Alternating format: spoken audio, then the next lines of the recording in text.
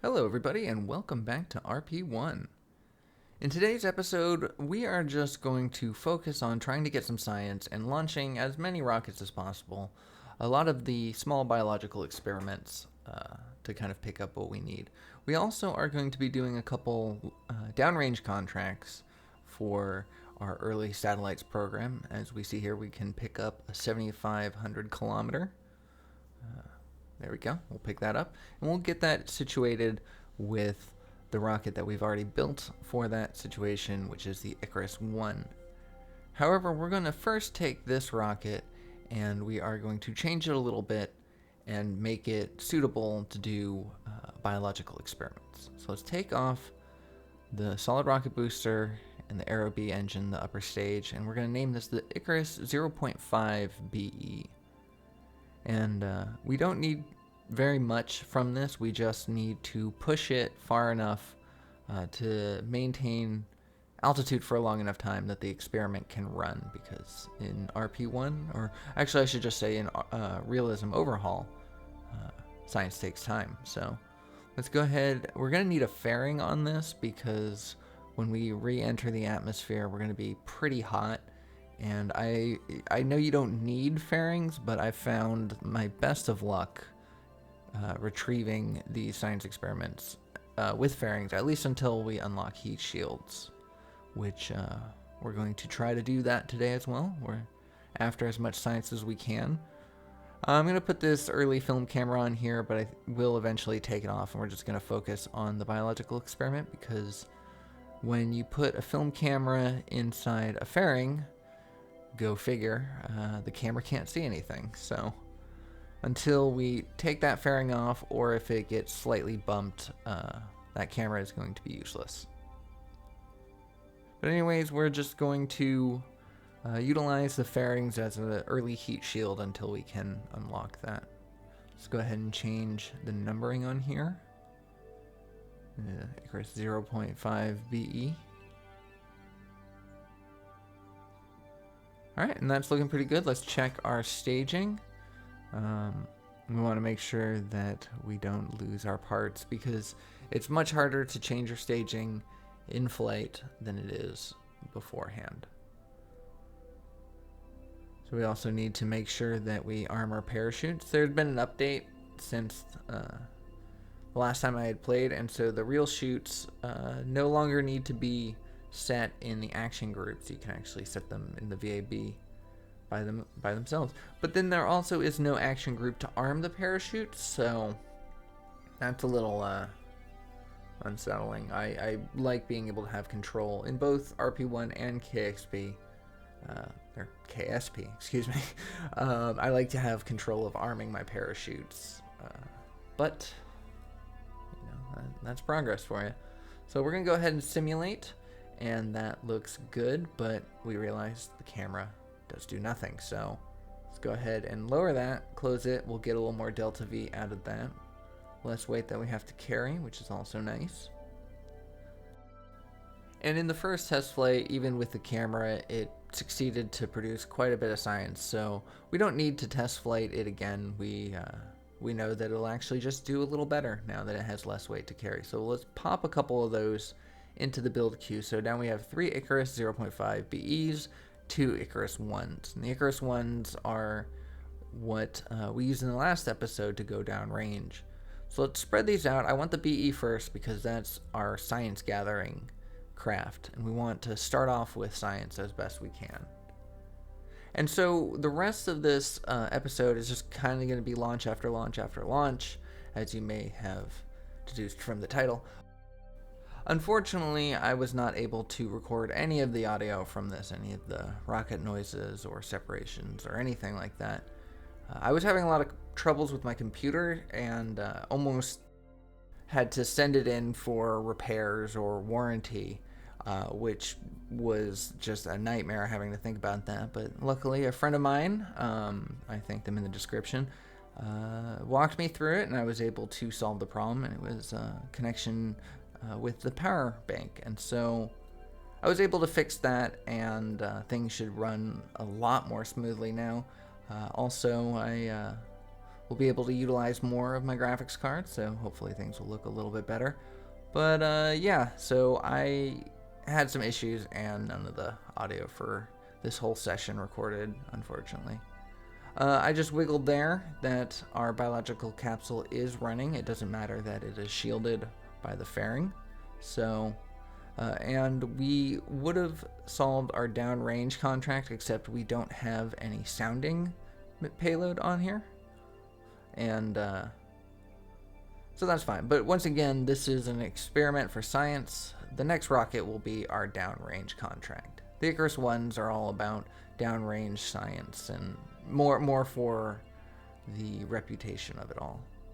So we're going to just skip ahead. We saw the parachute open. We saw the thing come back safely through the atmosphere, and we see it safely land. So we are going to take that science, go back to the KSC, and keep on going. So let's go ahead and unlock. We have 13.6 now, which means we can afford several things. High-speed flight, hypersonic flight. We need both of those to keep pushing forward with our X-Plane program. And we are actually quickly reaching the peak of our funding. So we need to start doing these missions ASAP. So we're going to spend 10 of our science on the high-speed flight, which gives us better, faster engines. But then I noticed the heat shield, the descent and re-entry node is going to be very helpful as well, because then we can get more advanced biological experiments and get more science from that if we can safely return them home. And the camera, like I mentioned, cannot work in the shrouded fairing, so being able to bring the craft back without a fairing, because we're using the heat shield to manage our heat instead, that's going to be huge, and so we're going to try to aim for that today. So now we're working on the 7,500 kilometer downrange program contract, and we have successfully started everything that we needed to. We maintain control for the amount of distance, we have the sounding payload, so now we just have to pass an apoapsis, which we already passed, and now we have to make a downrange. So this is pretty simple. This is what we did in the last episode as well. We're just going farther than we needed to in the last episode. Last episode we needed to go 6,000 kilometers, and we ended up going, what was that, 28 kilometers? 28,000 kilometers, something like that. So I have no fear that the Icarus will be able to handle this.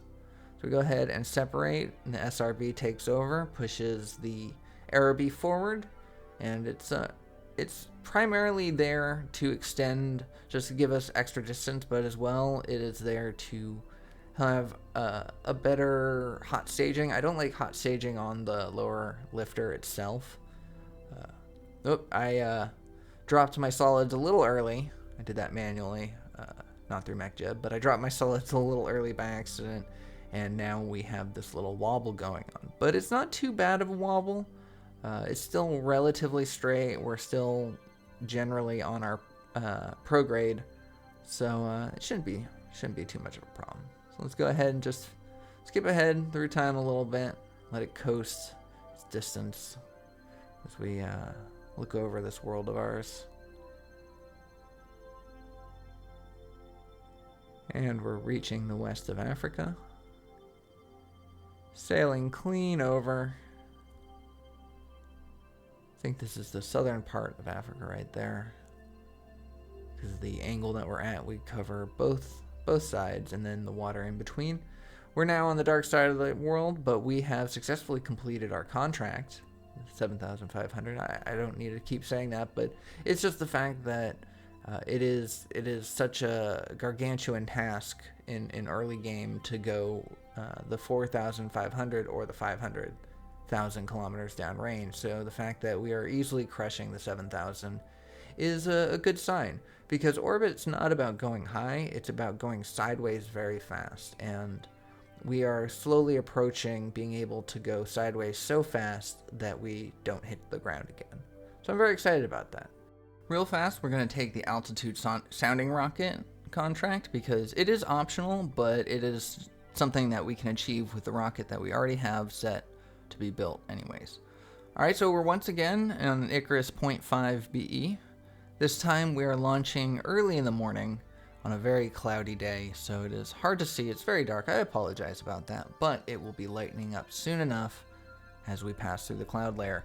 On the previous 2 launches, it was fairly sunny day, partly cloudy, but the clouds were all away from the launch pad, so we didn't really get to see anything too extreme on the launch, so I decided to skip forward. But with this one, I'm going to let it go for a little bit longer because we get this nice transition between total darkness and a bright sunny morning.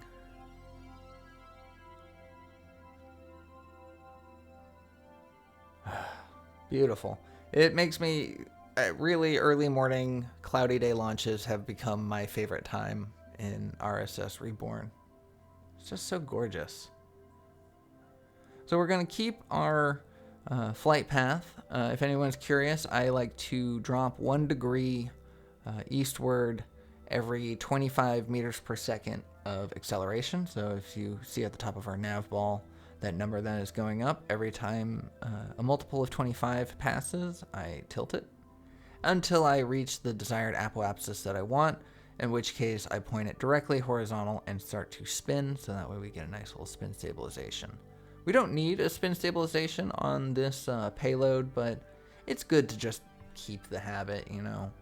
It doesn't hurt anything, so. Alright, so once again, we are just going to time warp forward as we cross the ocean. Let's skip ahead a little bit. We are now back in the atmosphere, and we are going to be heating up pretty soon. And if all goes well, our fairing will protect us from that. It will also flip itself backwards due to the aerodynamics, which is nice. And that means that if anything blows up, it's going to be the fairing holder first, then it's going to be our avionics probe, and then it will be the parachute. And if the parachute goes, then, you know, all hope is lost. But finally, lastly, our biological experiment is the last to be destroyed, if that is going to be the case. But it wasn't. It was nice. Our design works, so we glide gently down, back through the clouds. Our parachutes open just as expected, and once again we softly touch down in the water this time. Alright, so that is another launch done. More science gained. Let's go ahead and skip on to the next one, and let's just do it all over again. But this time, again, on a mostly uncloudy day. Bright morning, a little bit later in the day. That just seemed to be where my time warp stopped. Has anyone noticed, has anyone who's played RP1 or RSS RRO, has anyone noticed that the time warp loves to stop in the middle of the night? Like, sometimes when you warp to complete, it'll warp into the daytime, but almost all the time, at least in this playthrough, every time I warp to complete, it's in the nighttime, and then I'm like, all right, well, let's time warp to the day, and then we can see things. So I don't know. Maybe it's just me. Maybe it's just my game, or maybe it's a thing. I don't know. Let me know if you play this game. If you noticed it too, let me know. But here we are. As you see in the bottom, our biological sample is running its experiment, so that's nice. We are getting science from all of these launches. It's really important to know because even though these rockets are very cheap, I can launch multiple of them without breaking the bank. But if they're not collecting science and they're not achieving milestones or completing contracts, then we really shouldn't be doing them. So, but here we are, approaching the border of Mexico. I believe this is Mexico. This is Central America anyways. But yeah, our science has stopped because we are low enough in the atmosphere that we are no longer collecting it. Our heat shield, our makeshift heat shield, our fairings deployed easily, no problems there. Passing the cloud layer, and pretty soon our parachute will open. There we go. And then once again, we are going to skip forward ahead because it takes forever for this thing to fall down at 3.3 meters per second. And just show you that we indeed had a safe touchdown. So there we go. Let's head right back to the KSC. Let's spend our science. We got 14.9, which means we can do a lot with it, or we can do a little very important thing. But we're going to go for a lot. We're going to spend 4 on the basic science, which is something that we need in order to continue our downrange program, suborbital research program. We need to unlock the advanced biological experiment because that's part of the capstone. And so it was very important, even though it was only 4 points, we hadn't spent it yet, and so it was very important to get that. We have everything we need to complete this next contract. This is the altitude sounding rocket. We don't need to go downrange, we just merely need to pass an apoapsis, and we are well clear past that.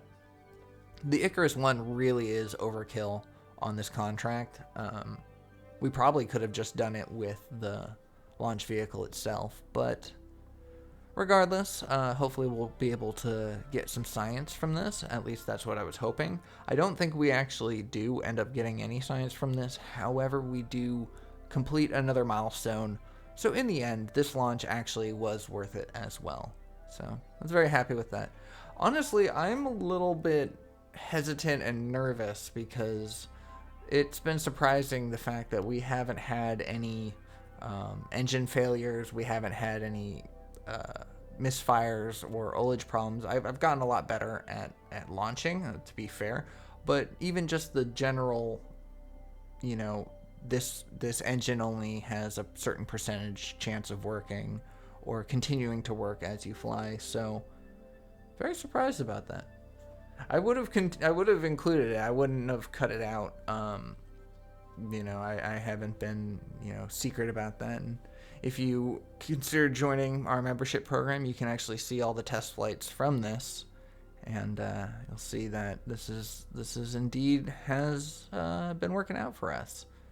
So, and because it's been working out for us, that's why I'm nervous, because I feel like once we start going orbital and we start changing our engines up, I feel like that's where we're going to run into that problem.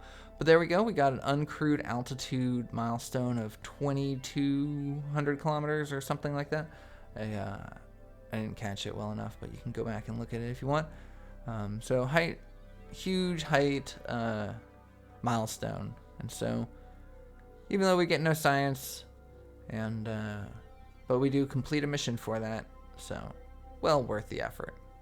And again, these are only like $138,000 rockets, so, or excuse me, this one's a $1,000 rocket. I don't expect the Icarus 1 to be very much more than that, though. So very cheap rockets. We can launch these over and over and over again. So I talked through the build a little bit, but we added the film camera on there. We're going to launch it with this because sometimes I've found that if you bump the camera, if you bump the fairing, sometimes it creates a little gap, and that gap allows the camera to run even though the fairings are on there. So this is simply just a launch to try to see if I can kind of cheat the system a little bit, take advantage of that function and go. I did forget to launch with SAS on, so now we are pitching slightly northwest. But the smart ASS will take over, and because we caught it in well enough time, our trajectory is still relatively vertical, so it should be easy to change. So we're once again rising through a cloudy morning, but we have a little bit of graphical issues. I'm like, oh, there's some artifacts of clouds. Basically like darker clouds coming through there, right there. You see that? And I'm like, oh, that's weird. That's a super weird graphical glitch. But it turns out those are just the mountaintops.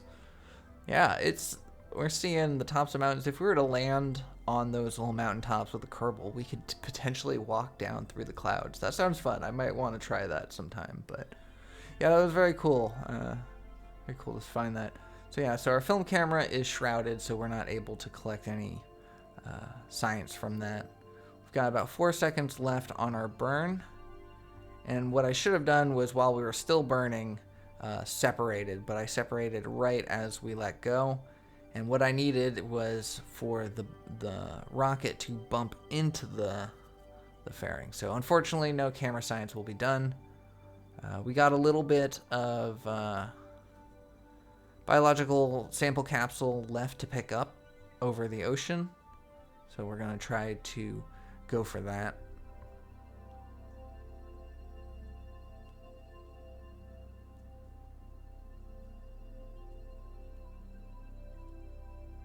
Oh, speeding up, hitting the atmosphere once again, so it brings us back down to one-time time warp speed. And see, the biological sample is running now, so we're picking up science. Excellent, excellent. So let's move Smartass out of the way here, and just, once again, just kind of watching it as it comes through the atmosphere, rip-roaring, and then suddenly silenced. I do need to adjust the setting for the screen shake. I know there's a setting for that, but I keep forgetting to do it before recording, so I should make a note of that. But yeah, the fairing's deployed easily enough, no problems. Gonna descend through the clouds once more, and as we do, see, there's a little bit of graphical right there with the clouds peeking through, but that is just kind of attributed to the fact that there's dimension to those clouds, so sometimes that is to be known. And I really only notice any kind of graphical issues when I'm time warping, so typically nothing to complain about. But there we go, another safe landing. We're going to just recover it immediately, so that way we don't lose our little animal in there.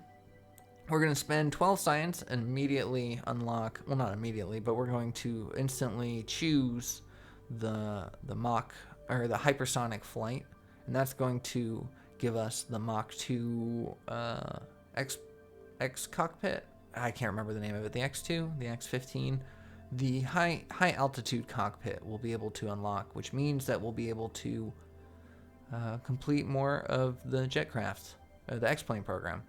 So here I am, I'm time warping ahead. We're not actually building any rockets.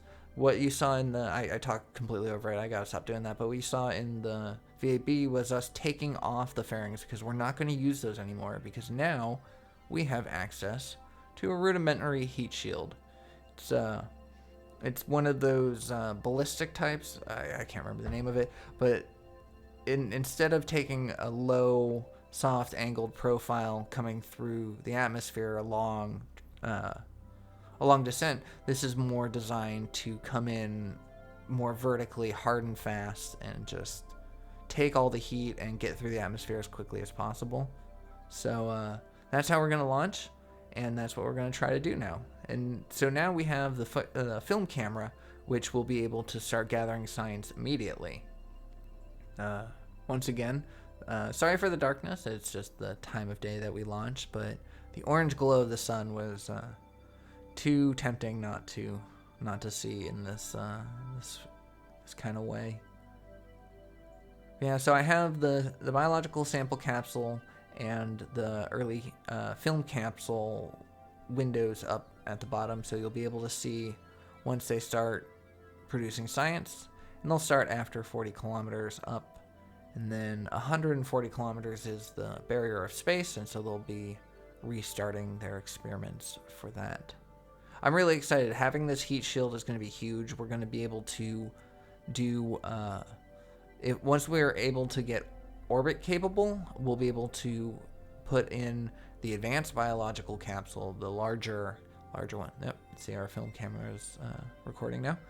We'll be able to put the larger animal in there, and that takes a lot more time to do all the experiments, so that's a perfect thing to do in orbit. And then with that heat shield, we'll be able to retrieve that animal, bring it back down to Earth, and then interview it and ask it all the questions that we want to ask it. So our film camera is now taking photos high enough. I don't know why it wasn't taking photos before. We should have been. Maybe it didn't take any photos in atmosphere. I didn't actually pay attention to that. Maybe the early film camera is space only. That makes sense. I could see that. But it started after 90 kilometers, so I'm a little confused at that. Regardless, make a clean separation. We try to bring up the window for the heat shield to see if we have any kind of indicator for its ablator, but we don't seem to.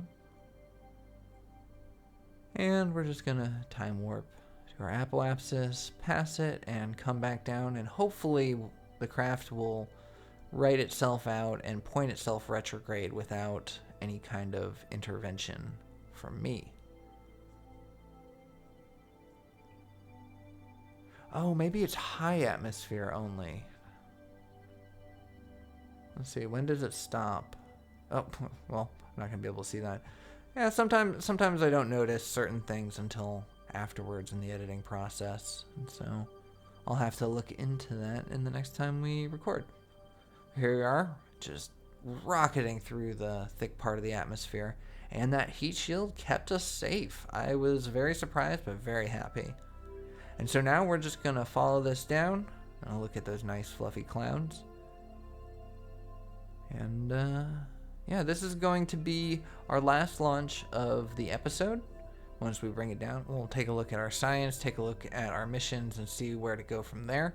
In the next episode, we're going to be focusing once again on some X-Plane stuff, but we're also going to be starting our orbital program, which is good. We've already accepted the program, so we can start building our rocket. And now that we have access to better technology, or at least will soon, we can start prepping for that. So our parachute opens, very nice, as we go through the darkest part of the cloud layer, descending over the ocean. I was really hoping that we'd come into a storm, a little rain pattern, but fortunately no, just a thick, dark cloud. And because of our parachute opening, we're slowing down, so it's taking us a lot longer. But it was kind of a fun little shot to see, so I decided to leave it the whole way. Look at that.